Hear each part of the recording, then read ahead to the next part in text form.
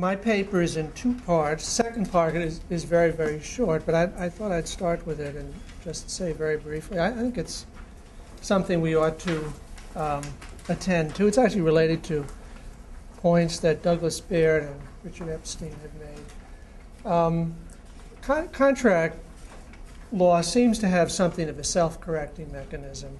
Most of the rules of contract law are default rules. They can be contracted around. And it should be possible, I don't know, maybe there's work on this, I don't know, but it should be possible to evaluate the rules by looking at the amount of contracting around.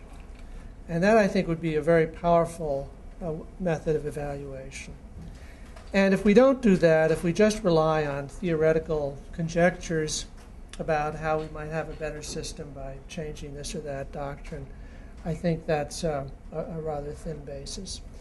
And there's also the importance of uniformity.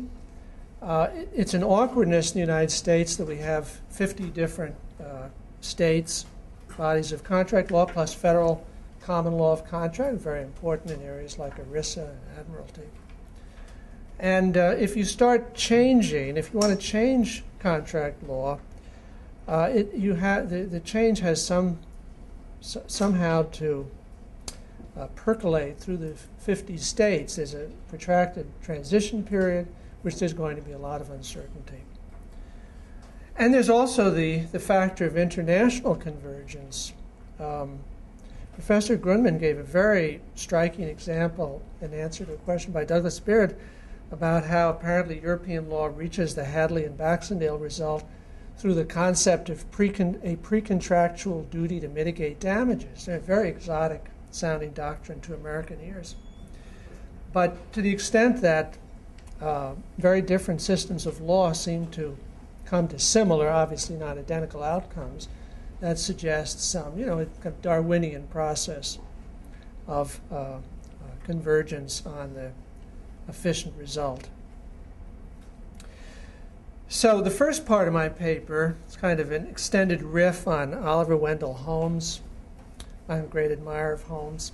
I think the common law, his book, The Common Law, is neglected, actually.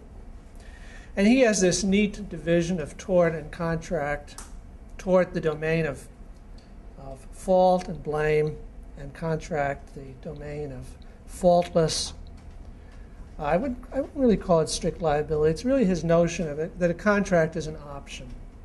Perform or pay. That was discussed yesterday. And with an insurance component that Professor Cohen stressed, which I thought very interesting, bringing the great financial crisis